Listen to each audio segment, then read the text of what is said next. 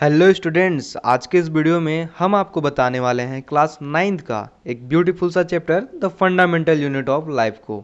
ये चैप्टर काफ़ी इंपॉर्टेंट है आपके एग्जाम्स के लिए और आगे की स्टडीज़ के लिए। तो मेरा नाम है सचिन और चलिए स्टार्ट करते हैं आज के इस लेक्चर नंबर 4 को। तो आज के इस वीडियो में हम लोग पढ़ने वाले हैं सबसे इम्पोर्टेंट ऑर्गेनेल्स के बारे। ओके, पिछले वीडियोस में हम लोगों ने देखा इंडोप्लाज्मिक रेटिकुलम के बारे, उसके कुछ फंक्शंस के बारे। ओके, तो आज के इस वीडियो में हम लोग कंटिन्यू करेंगे उसी सेल ऑर्गेनेल्स के बारे में, जिसमें सबसे पहला आज का टॉपिक है गोल्जी एपरेटस। ये गोल्जी एपरेटस होता क्या है? तो Camillo Golgi discovered the Golgi apparatus. Camillo Golgi जो कि एक साइंटिस्ट थे, उन्हीं ने क्या किया, डिस्कवर किया गोल्जी एपरेटस को। इसलिए क्या नाम पड़ा जैसा कि जो है कैमिलो गोल्जी ने डिस्कवर किया, तो इनका टाइटल पर रख दिया गया इस यूनिट का नाम Golgi apparatus. Okay, it contains vesicles that are arranged parallel in stakes.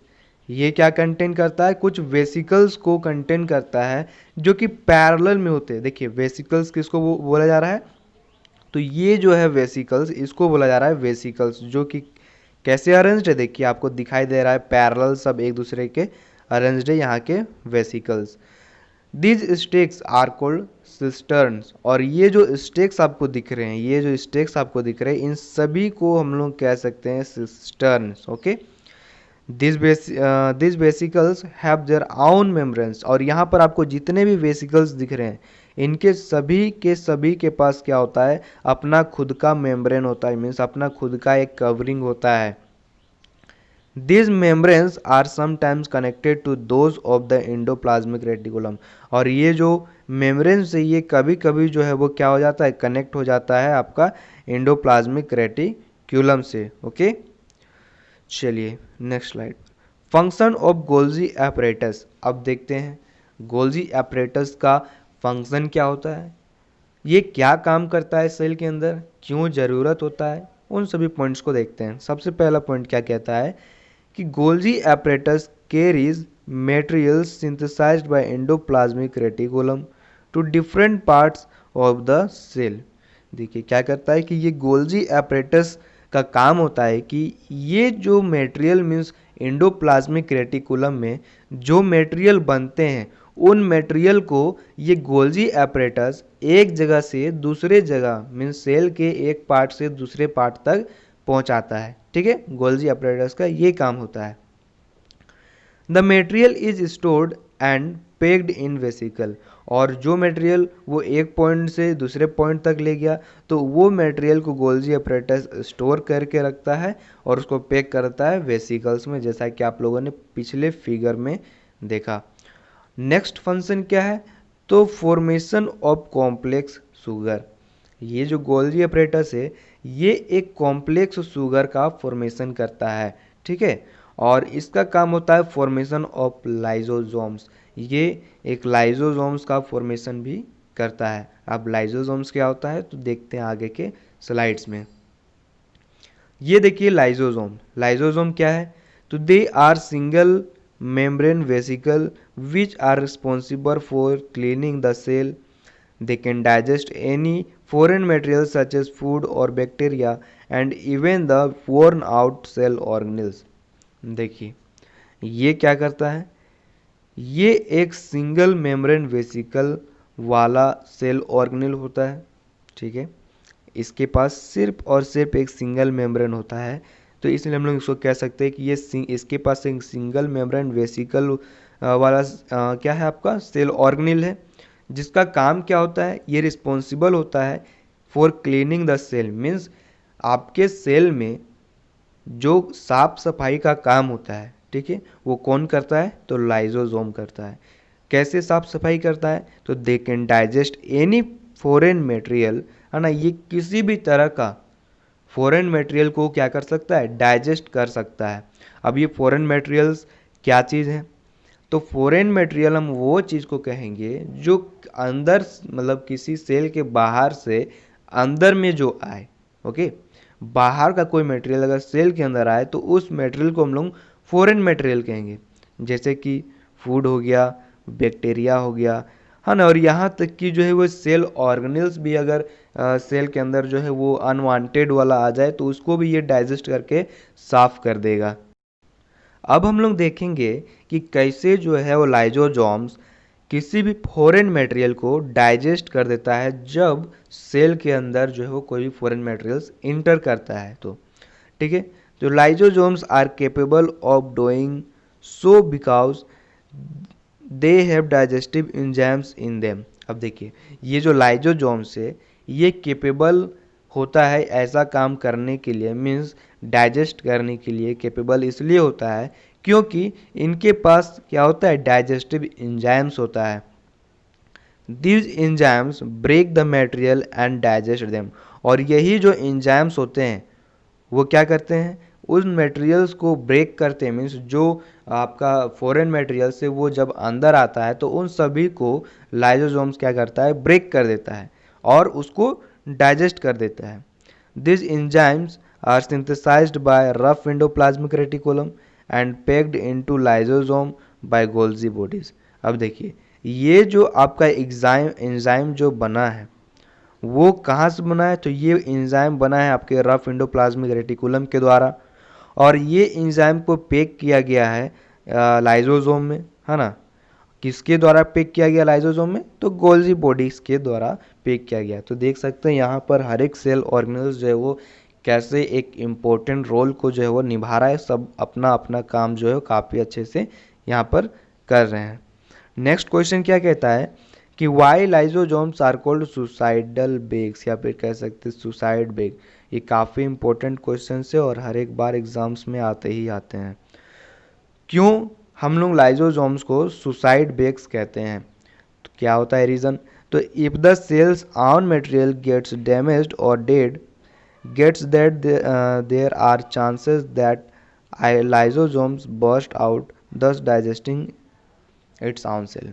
क्या होता है, अगर जो सेल का खुद का मटेरियल डैमेज हो जाए, मीन्स लाइजोजाइम ये जो सेल है, ठीक है, यहाँ पर मान लीजिए सेल है आपका और सेल का कोई एक मटेरियल है जो क्या हो चुका है, डैमेज्ड हो चुका है या कह सकते हैं मर चुका है, तो उसका ये चांस होता है कि लाइजोजोम्स जो है वो खुद को क्या कर सके, खुद को जो है वो बर्स्ट कर दे, है ना, खुद को बर्स्ट कर दे, मतलब ब्रेक कर दे, जिससे क्या हो जाता है कि उसका खुद का सेल जो है वो डाइजेस्ट हो जाता है। ठीक है, जब बर्स्ट कर देगा, है ना, तो उसका सारा मटेरियल बाहर निकल जाएगा और वो जिस एंजाइम से दूसरे मटेरियल्स को डाइजेस्ट कर रहा था, तो क्या होगा, उसका एंजाइम उसी को जो है वो क्या कर देगा, डाइजेस्ट कर देगा। तो इसलिए ये रीज़न है जिसके वजह से हम लोग लाइजोजोम्स को सुसाइडल बेग जो है वो कहते हैं। नेक्स्ट और इम्पोर्टेंट आपका सेल ऑर्गेनेल है, दैट इज माइटोकॉन्ड्रिया। अब ये माइटोकॉन्ड्रिया क्या चीज़ है, तो it is a double membrane organelle which has its own DNA and that is why often called semi autonomous organelle. देखिए अब क्या होता है, ये माइटोकॉन्ड्रिया जो है, माइटोकॉन्ड्रिया में इसके खुद के पास एक डबल मेम्ब्रेन ऑर्गेनेल होता है। ठीक है, देखिए डबल मेम्ब्रेन ऑर्गेनेल कैसे, तो ये हो गया आपका आउटर मेम्ब्रेन, है ना, और ये हो गया आपका इनर मेम्ब्रेन, इसलिए इसको हम लोग कहेंगे इसके पास क्या होता है, डबल मेम्ब्रेन होता है। ओके, और इसके पास माइटोकॉन्ड्रिया के पास खुद का डीएनए होता है, जैसा कि आपको यहाँ पर दिख रहा होगा, ये जो रेड स्ट्रक्चर आपको दिख रहा है ना, वो क्या है, डीएनए है। Okay, that is why often called semi autonomous organelle. और यही वो कारण है कि इसके पास डबल मेम्ब्रेन होता है, डीएनए भी होता है खुद का, इसलिए इसको हम लोग जो है सेमी ऑटोनोमस ऑर्गेनेल कहते हैं, सेमी ऑटोनोमस ऑर्गेनेल कहते हैं। सेमी ऑटोनोमस ऑर्गेनेल का मतलब कि ये खुद को जो है कंट्रोल कर सकता है, मीन्स अगर या इसको जो है किसी और सेल का सपोर्ट नहीं मिला तो ये कोई दिक्कत नहीं है, ये खुद को जो है वो कंट्रोल, खुद को जो है ये सरवाइव जो है वो करवा सकता है, इसके पास इतना क्षमता होता है। ठीक है, देखिए the cell requires energy in order to carry out several activities. अब आप तो जानते हैं कि किसी भी काम को करने के लिए किस चीज़ का ज़रूरत पड़ता है, तो एनर्जी का ज़रूरत पड़ता है। तो उसी तरह सेल को भी जो है किसी भी काम को करने के लिए एनर्जी का ज़रूरत पड़ता है। तो this energy is generated by mitochondria. तो ये जो एनर्जी जो ज़रूरत पड़ रहा है सेल को, वो एनर्जी जो है वो जनरेट होता है आपका माइटोकॉन्ड्रिया के द्वारा। और इसलिए यही वो रीज़न है which are often called as the power house of the cell. इसलिए हम लोग माइटोकॉन्ड्रिया को जो है वो power house of the cell भी कहते हैं। Mitochondria are site of cellular respiration. अब देखिए माइटोकॉन्ड्रिया क्या है, तो ये एक वो जगह है, साइट मीन्स जगह, ये एक वो जगह है जहाँ पर सेल्यूलर रेस्पिरेशन का भी काम होता है। सेल्यूलर रेस्पिरेशन मतलब यहाँ पर जो है आपका फूड का जो है बनने का, ब्रेक होने का प्रोसेस यहाँ पर चलता है। They use oxygen from air to oxide the carbohydrates and thereby release energy. ये क्या करते हैं कि जो माइटोकॉन्ड्रिया है ना, इसके अंदर जो सेल्यूलर रेस्पिरेशन होता है उसके थ्रू ये ऑक्सीजन को यूज करते हैं एयर से और उसको बदल देते हैं ऑक्साइड में, ताकि वो कार्बोहाइड्रेट को क्या कर सके, उसको ब्रेक करवा के वहाँ से एनर्जी को रिलीज करवा सके। ये काम होता है माइटोकॉन्ड्रिया का, और यही वो रीज़न है जिसके वजह से हम लोग माइटोकॉन्ड्रिया को power house of the cell भी कहते हैं। नेक्स्ट क्वेश्चन देखिए क्या कहता है कि what are energy currencies of a cell. एक सेल के लिए एनर्जी करेंसीज क्या है, ठीक है। तो द माइटोकॉन्ड्रिया जनरेट्स एटीपी।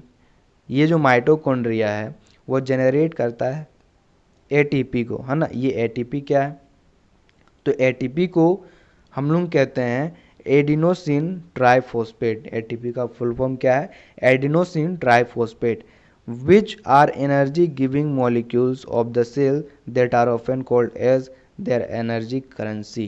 देखिए एनर्जी करेंसीज क्या है, तो एनर्जी करेंसी सिंपल सी बात है कि हम लोग एटीपी को कहा जा रहा है। एटीपी को इसलिए क्योंकि ये यहाँ से आपको एनर्जी जो है वो प्रोवाइड होता है, इसलिए इसको हम लोग कहते हैं energy currency of the cell. ठीक है। नेक्स्ट क्वेश्चन क्या कह रहा है कि क्वेश्चन नहीं है यहाँ पर जो है वो जैसा कि हम लोग यहाँ पिछले स्लाइड्स में देखे थे कि जो माइटोकॉन्ड्रिया के पास क्या है, दो मेम्ब्रेन है, आउटर मेम्ब्रेन और इनर मेम्ब्रेन। तो वही चीज़ को यहाँ पर भी आपका बताया गया है कि the two membranes of mitochondria, that is क्या, आउटर मेम्ब्रेन और इनर मेम्ब्रेन। आउटर मेम्ब्रेन क्या होता है, ये होता है porous in nature. Porous in nature मतलब यहाँ पर जो आउटर मेम्ब्रेन होगा वहाँ पर छोटा छोटा जो है वो क्या होगा, पोर्स जो है रहेंगे आउटर मेम्ब्रेन में। और इनर मेम्ब्रेन क्या होता है कि डीपली फोल्डेड, ये जो इनर मेम्ब्रेन है वो डीपली फोल्डेड होता है, मीन्स ऐसे करके ऐसे जो है वो आपका ऐसे कुछ इस टाइप से जो है वो फोल्डेड रहेगा inner membrane. Okay. The inner membrane of mitochondria is called cristae facilitates generation of ATP. जो इनर मेम्ब्रेन होता है माइटोकॉन्ड्रिया को, उसको हम लोग क्या कहते हैं, cristae facilitates generation of ATP. ये वो जगह है जहाँ पर आपका एटीपी का जनरेशन कह सकते हैं, फॉर्मेशन होता है। Okay. Molecules as it has a larger surface area. अब यहाँ पर एटीपी का ही जनरेशन क्यों होता है, क्योंकि यहाँ पे जो है क्रिस्टी के पास, जैसा कि हम लोग जान रहे हैं कि क्रिस्टी जो है वो पूरा जो है वो क्या रहता है, इनर मेम्ब्रेन फोल्डेड रहता है। तो फोल्डेड होने के कारण इसके पास सरफेस एरिया काफ़ी ज़्यादा होता है, इसलिए यहाँ पर जो है एटीपी आराम से जो है वो आसानी से यहाँ पर बन जाते हैं। क्लियर है। नेक्स्ट देखिए आपका cell organelle that is plastid. अब ये प्लास्टिड क्या होता है, तो just like mitochondria it is also double membrane organelle which has its own DNA and ribosome. जिस तरह से एक माइटोकॉन्ड्रिया के पास डबल मेम्ब्रेन था, ओके, वो भी एक डबल मेम्ब्रेन ऑर्गेनेल था, उसी प्रकार से प्लास्टिड के भी पास क्या होगा, डबल मेम्ब्रेन होगा और उसके पास डीएनए होगा, साथ ही साथ राइबोसोम भी होगा प्लास्टिड के पास। ठीक है। Plastids exist in plant cell only. अब ये एक इंटरेस्टिंग बात है कि जो प्लास्टिड है वो सिर्फ और सिर्फ प्लांट सेल में ही पाया जाता है, ये एनिमल के सेल में नहीं पाया जाता है। अब देखिए प्लास्टिड किनको कहा जाता है, तो जैसे ही आपका क्लोरोप्लास्ट हो गया, जिसकी वजह से एक प्लांट जो है ग्रीन दिखता है ना। क्रोमोप्लास्ट हो गया, ये आपका एटियोप्लास्ट हो गया, है ना। प्रोपेलास्टिड हो गया, ये जितने भी आपको यहाँ पर दिख रहा है, ल्यूकोप्लास्ट हो गया, है ना। ये सभी के सभी जो है वो प्लास्टिड कहलाते हैं, और ये प्लास्टिड का ही जो है वो सब के सब टाइप्स हैं। Depending upon the types of function they play in the cell they can be classified as. अब देखिए जो प्लास्टिड है ना, उनका अपना अलग अलग जो है वो फंक्शन होता है ना। अलग प्लास्टिक का अलग फंक्शन होगा, तो वही फंक्शन के अनुसार जो है हम लोगों ने इसको क्लासिफाई किया है, एक क्रोमोप्लास्ट में और एक ल्यूकोप्लास्ट में। अब क्रोमोप्लास्ट और ल्यूकोप्लास्ट में क्या डिफरेंस होते हैं, तो चलिए देखते हैं कि coloured in nature contain a pigment called chlorophyll. आपका ये जो क्रोमोप्लास्ट होता है ये कलर्ड होता है नेचर में, और ये एक पिगमेंट को कंटेन करता है जिसको हम लोग कहते हैं क्लोरोफिल। ये जो ल्यूकोप्लास्ट है, ल्यूकोप्लास्ट जो है वो कलरलेस इन नेचर होता है, जैसा कि आप यहाँ पिछले स्लाइड्स में देख सकते हैं। जैसे ये क्लोरोप्लास्ट हो गया तो ये कलर होता है नेचर में, और ल्यूकोप्लास्ट हो गया ये इसके पास कलर नहीं होता है यहाँ पर, ठीक है। नेक्स्ट देखते हैं क्या डिफरेंस है। Cause photosynthesis in plants. अब ये जो क्रोमोप्लास्ट है उसके वजह से क्या होता है कि प्लांट्स में फोटोसिंथेसिस का काम होता है। ल्यूकोप्लास्ट का देखते हैं कि act as storage space of the cell. ये ल्यूकोप्लास्ट का काम क्या करता है, काम क्या होता है, तो ये स्टोरेज का काम करता है ना, स्पेस का काम करता है सेल्स के लिए, ठीक है। Contain organ contain orange and yellow pigments. ये जो क्रोमोप्लास्ट है ये क्या करता है कि ये ऑरेंज और येलो पिगमेंट्स को कंटेन करता है। ल्यूकोप्लास्ट क्या कंटेन करता है, तो ये स्टार्च और प्रोटीन और ऑयल, इन सभी चीज़ों को ये ल्यूकोप्लास्ट कंटेन करता है, ठीक है। Can further be divided into chloroplast. ये जो क्रोमोप्लास्ट है, ओके, ये डिवाइड हो सकता है आपके क्लोरोप्लास्ट में, और ये आपका ल्यूकोप्लास्ट जो है ये can further be divided into amyloplast, elaioplast and proteinoplast और एल्यूरोप्लास्ट। क्या होता है कि ये जो क्रोमोप्लास्ट है ये और आपका डिवाइड हो सकता है किस किस चीज़ में, तो क्लोरोप्लास्ट में डिवाइड हो सकता है, और आपका ल्यूकोप्लास्ट जो है वो एमिलोप्लास्ट हो गया, एलियोप्लास्ट हो गया, और प्रोटीनोप्लास्ट हो गया, और एल्यूरोप्लास्ट हो गया। इन सभी चीज़ में ये डिवाइड हो सकता है आपका प्लास्टिड्स में, ठीक है। देखिए क्लासिफिकेशन ऑफ प्लास्टिड्स, हम लोग अब जो है जो प्लास्टिड्स है उसका कुछ और अच्छे ढंग से क्लासिफिकेशन करते हैं, है ना। मीन्स हर एक प्लास्टिड के बारे पढ़ते हैं। सबसे पहला हो गया एमिलोप्लास्ट। एमिलोप्लास्ट क्या होता है, they are found in tubers, cotyledons and endosperm in plants. ये जो आपके एमिलोप्लास्ट है ये ट्यूबर्स में पाए जाते हैं। अब ये ट्यूबर्स क्या हो गया, तो ट्यूबर्स जितने भी तरह का आलू वगैरह हो गया उन सभी को हम लोग ट्यूबर्स कहते हैं। कोटिलेडन मीन्स समझ रहे हैं कि अगर ये मान लीजिए कोई एक सीड है, ठीक है, तो यहाँ पर इसके पास एक सिंगल कोटिलेडन है तो ये हो गया। या फिर अगर आप ले लीजिएगा एक चने को तो वहाँ पर क्या होता है, डबल कोटिलेडन होता है, ठीक है। तो इस प्रकार से कोटिलेडन कहा जा रहा है, वहाँ पर एमिलोप्लास्ट जो है वो पाया जाता है। और इंडोस्पर्म में, इंडोस्पर्म क्या चीज़ होता है, तो ये सीड का अंदर का ही एक पार्ट होता है जिसको हम लोग इंडोस्पर्म कहते हैं। जैसे अच्छे से समझना हो अगर इंडोस्पर्म को, तो आप देख सकते हैं, मान लीजिए कि ये एक आपका कोई क्या है, बादाम है, ठीक है।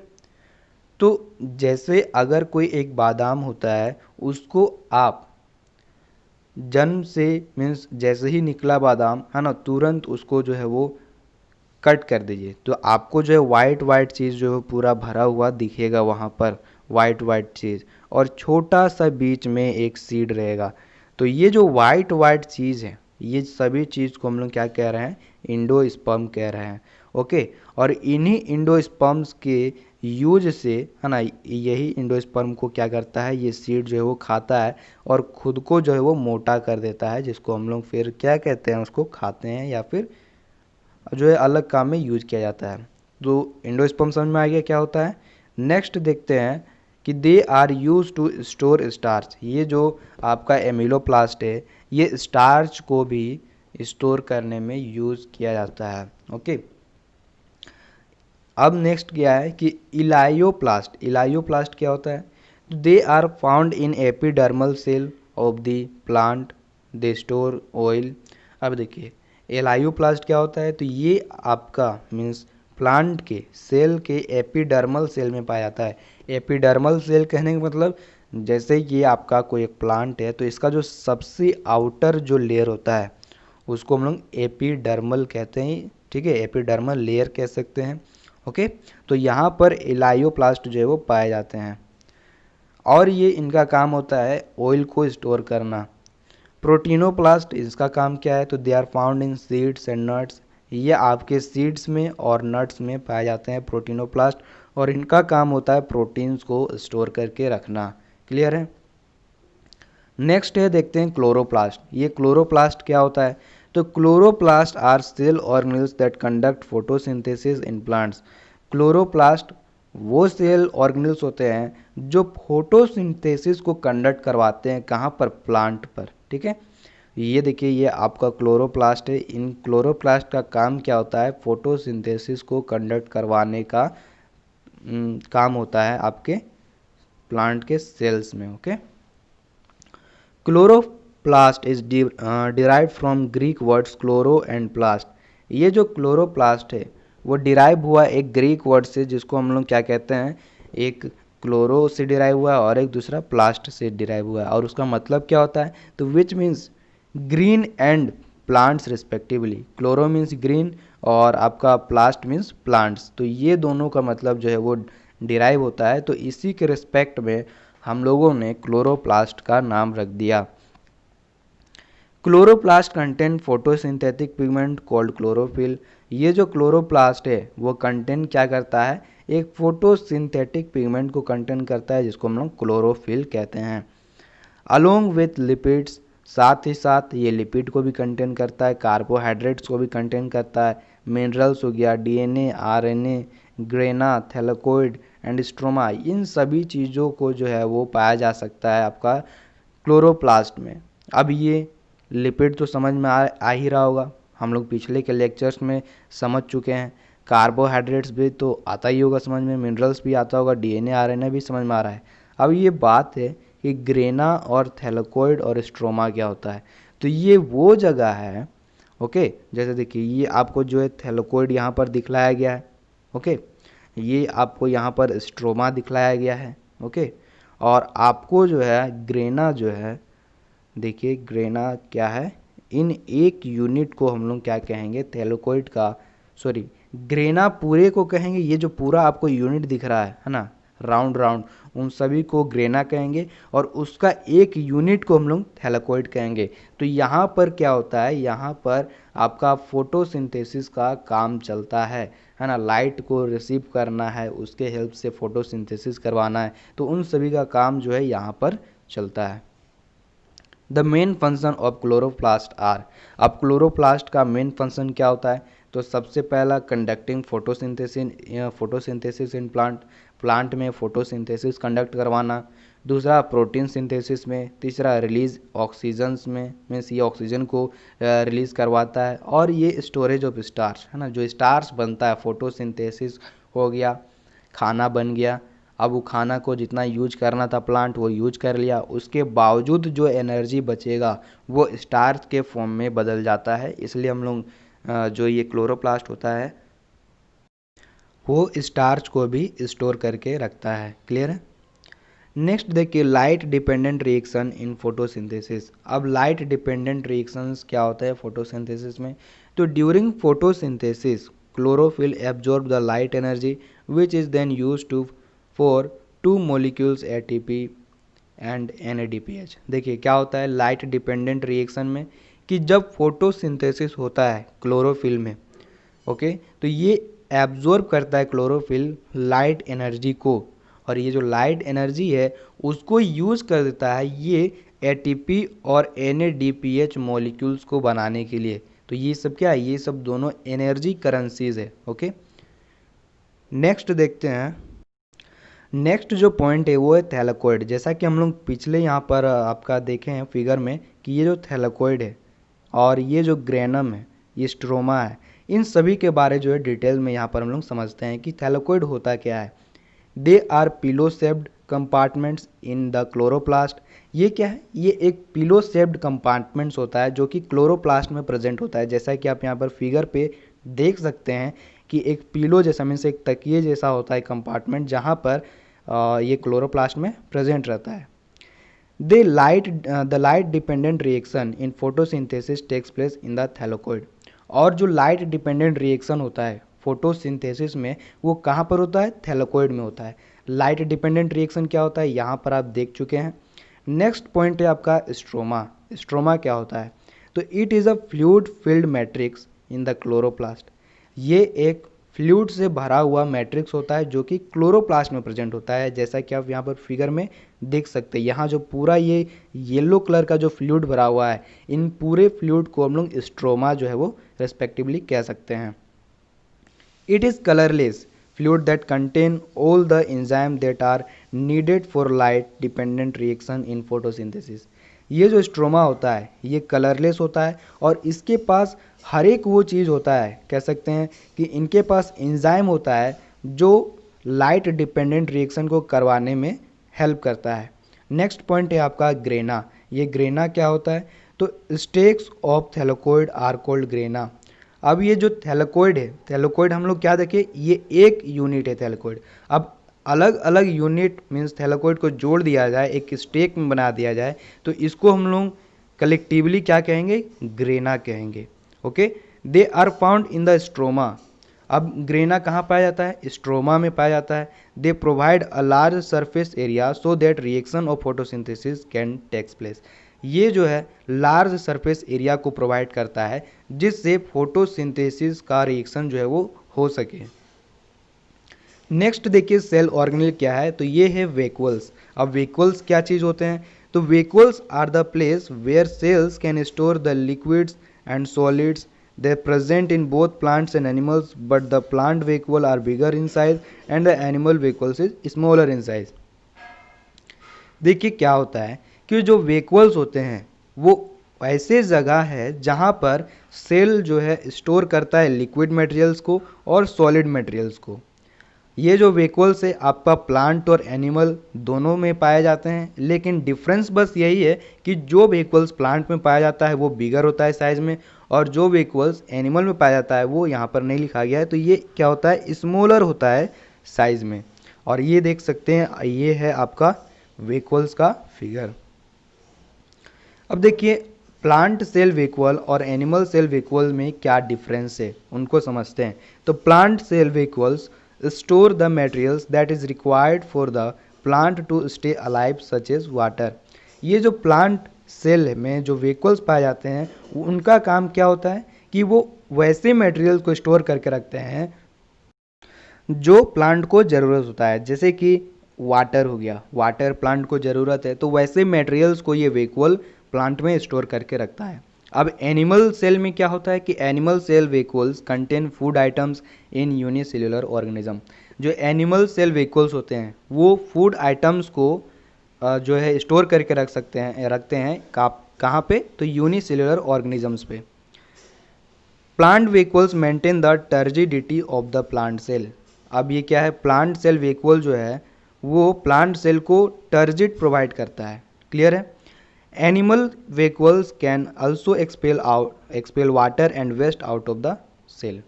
अब जो एनिमल वेक्यूल्स है वो वाटर को बाहर निकाल सकते हैं और वेस्ट मटेरियल को भी सेल के बाहर निकाल सकते हैं। ये काम होता है एनिमल सेल में वेक्यूल्स का।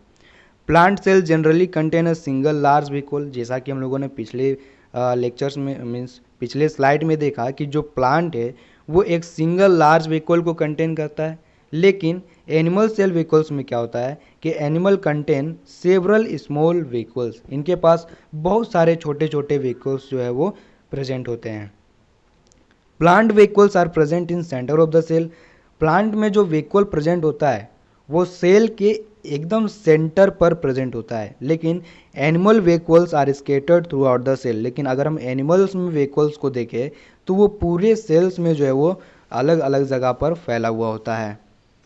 नेक्स्ट देखते हैं unit that is cell organelle का जो है सेंट्रियोल्स। अब ये सेंट्रियोल्स क्या चीज़ होते हैं? तो a centriole is a small set of microtubules arranged in a specific way. Centriole क्या है? तो ये इस एक स्मॉल सेट ऑफ माइक्रोट्यूब्यूल्स है, जैसा कि आपको यहाँ पर दिख रहा होगा, एक स्मॉल सेट ऑफ माइक्रोट्यूब्यूल्स जो कि एक स्पेसिफिक वे में काफ़ी अच्छे ढंग से ये अरेंज्ड होते हैं। Their main purpose is to help a cell in a cell division. और ये जो सेंट्रियोल्स है इनका मेन पर्पस होता है सेल के अंदर कि ये सेल को जो है वो डिवाइड कर सकते हैं। They are found near the nucleus but they can be seen only during the cell division. ये जो है न्यूक्लियस के सामने पाया जाता है, जैसे कि यहाँ पर न्यूक्लियस है उसके सामने यहाँ पर दिख रहा है, तो ये जो है न्यूक्लियस के सामने पाया जाता है, लेकिन ये तभी दिख सकता है जब सेल जो है वो डिवाइड कर रहा हो, सेल का डिवीज़न हो रहा हो। They are found in pair and form a special substance called centrosome which appears near the nucleus. ये क्या है? सेंट्रियोल्स है वो हमेशा पेयर में पाया जाता है और ये एक स्पेशल सब्सटेंस को बनाता है, और उस स्पेशल सब्सटेंस को हम लोग क्या कहते हैं? सेंट्रोजोम कहते हैं। सेंट्रोजोम क्या करता है? विच अपीयर नियर द न्यूक्लियस, और इसके वजह से ये जो स्पेशल सब्सटेंस प्रोड्यूस कर रहे हैं सेंट्रियोल्स, जिससे सेंट्रोजोम बन रहा है, और इसलिए न्यूक्लियस के सामने सेंट्रोजोम हम लोग को दिखाई पड़ता है। When the cell divides, the centrosome divides into two parts and each part moves to opposite side of the cell। क्या होता है कि जब सेल डिवाइड होता है तो जो सेंट्रोजोम होता है वो भी डिवाइड हो जाता है आपके दो हिस्से में, और हर एक हिस्सा, हर एक पार्ट जो है वो अपोजिट साइड में सेल के चला जाता है। जैसे एक साइड ये आ गया आपका और एक साइड ये आ गया। नेक्स्ट और लास्ट आपका सेल ऑर्गेनेल है दैट इज राइबोसोम। राइबोसोम क्या होते हैं? कि they are the cell organelle responsible for protein synthesis. ये क्या है? वैसे सेल ऑर्गेनेल्स है जो रिस्पॉन्सिबल होता है प्रोटीन को बनाने में, इनका काम होता है प्रोटीन को बनाने में। Ribosome can be found in both prokaryotes and eukaryotes because the synthesis of protein is important in both of them. अब ये राइबोसोम जो है वो आपके प्रोकैरियोट्स में भी और यूकैरियोट्स में भी पाए जाते हैं, क्योंकि जो राइबोसोम प्रोटीन सिंथेसिस करता है वो दोनों के दोनों सेल्स के लिए, ऑर्गेनिजम्स के लिए काफ़ी इंपॉर्टेंट होता है। ओके, इन प्रोकैरियोट्स में क्या होता है कि the ribosome float freely in the cytoplasm. Prokaryotes में जो राइबोसोम्स होते हैं वो फ्रीली मूव करते हैं, आपके फ्लोट करते हैं, कहाँ पर? साइटोप्लाज्म में। लेकिन यूकैरियोट्स में क्या होता है कि in eukaryotes they can be found floating in the cytoplasm और they are often attached to the endoplasmic reticulum. अब यूकैरियोट्स में क्या होता है कि यूकैरियोट्स में ये जो राइबोसोम्स हैं वो साइटोप्लाज्म में फ्लोट होते हुए भी मिल जाएंगे और ये एंडोप्लाज्मिक रेटिकुलम में अटैच्ड हुए भी मिल जाएंगे। जैसे कि ये आपका एंडोप्लाज्मिक रेटिकुलम, यहाँ पर देखिए ये आपके क्या है? राइबोसोम्स अटैच्ड हैं, और ये है आपका सेल जहाँ पर साइटोप्लाज्म में भी रफ एंडोप्लाज्मिक रेटिकुलम जो है यहाँ पर प्रेजेंट है, जिसमें आपका राइबोसोम जो है वो अटैच्ड है। The ribosome attached to the endoplasmic reticulum synthesize protein that are to be exported out of the cell, while the ribosomes floating inside the cell synthesize protein they are used inside the cell। अब ये जो ribosome attached है आपके endoplasmic reticulum में, जिसके वजह से ये प्रोटीन्स का फॉर्मेशन करेंगे राइबोसोम्स, और ये एक्सपोर्ट मीन्स बाहर चला जाएगा सेल के बाहर, जब राइबोसोम जो है वो फ्लोट करेगा सेल के अंदर और प्रोटीन्स को बनाएगा तब। तो इस तरह से राइबोसोम्स का जो है काम होता है कि सिंपल प्रोटीन्स का बनवाना। तो यहाँ तक था हम लोग का लेक्चर नंबर 4, और यहीं पर आपका जो है वो ये chapter the fundamental unit of life ख़त्म होता है। तो कैसा लगा आपको ये वीडियो कमेंट में ज़रूर बताइएगा, और ऐसे वीडियोस को पाने के लिए आप ये भी बोलिए कि सर हमें जो है वो नेक्स्ट चैप्टर का जो है ज़रूरत है, कौन सा चैप्टर आपको चाहिए, उसको भी आप कमेंट कर सकते हैं। तो इस वीडियो को लाइक कीजिए, अपने फ्रेंड्स के साथ शेयर कीजिए और सब्सक्राइब कीजिए। Thank you.